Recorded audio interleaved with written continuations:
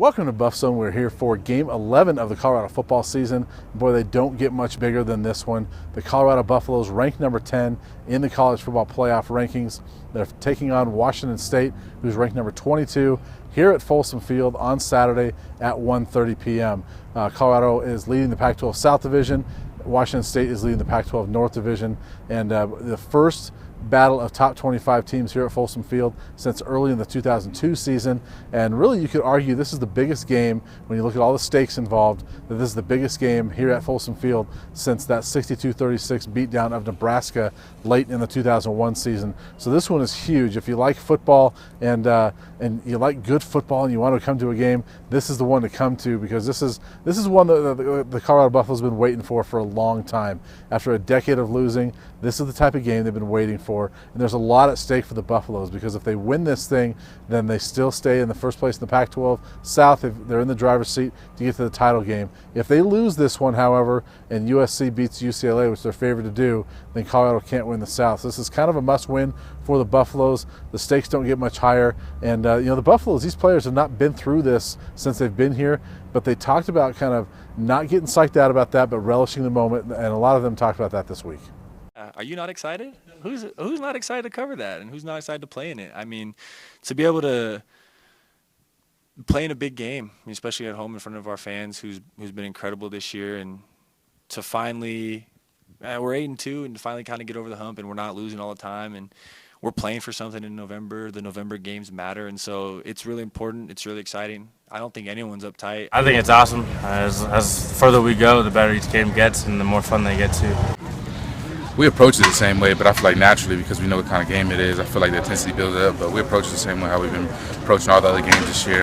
Anytime you go up against Washington State, especially a Mike Leach coached Washington State team, you've got to worry about that passing game, and this year is no different. Luke Falk, the Washington State quarterback, is leading the country in completion percentage, one of the more efficient passers in the country.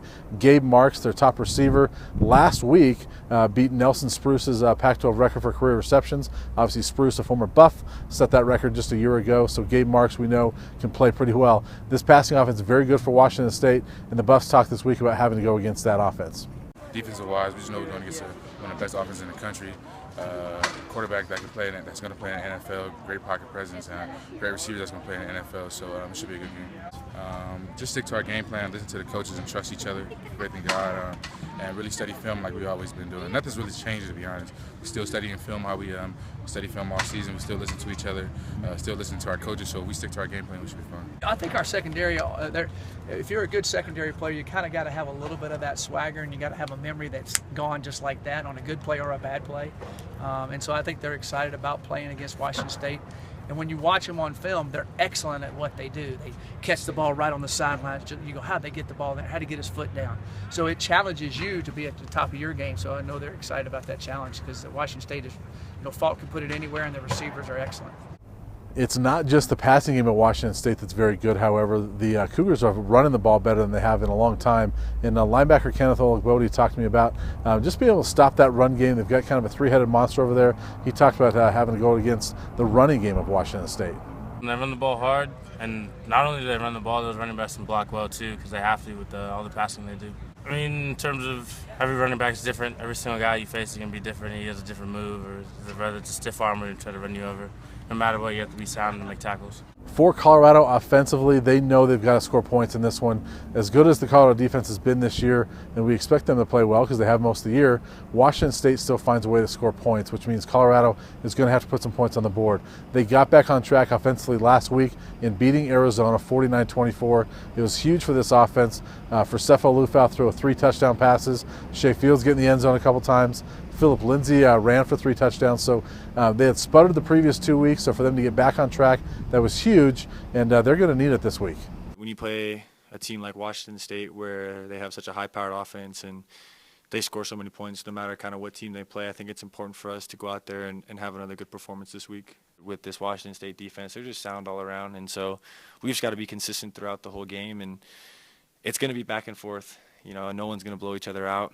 It might be a shootout, and we'll be ready to play against a tough defense this week. All right, last thing before we get out of here is our Buff of the Week, and we wanted to highlight Ryan Moeller, the junior defensive back, who has really kind of taken on a hybrid role this year. Ever since Derek McCartney went out with that torn ACL earlier this season, Ryan has really kind of slotted into sort of an outside linebacker, but also nickel safety type position. He's done really well with it, and he is our Buff of the Week. So my new role, I definitely took a bit of a learning curve to get there. I think there was you always got to know when you're playing safety what's going on in front of you, and I think coming to play this new position, I'm a greater appreciation for what the guys have to do down there. You know, you take a big beating down there, having to take on those lead blockers, those pulling guards, and sometimes it goes your way, sometimes it doesn't. But now I think it is giving me a lot better perspective on where I can expect everyone else to be when I go back playing safety, and when I get reps there, I have a little better understanding, more concrete knowledge of where everyone's going to be. So I think me going to that position has helped me overall more of like a well-rounded player in that transition, and better off for the team too.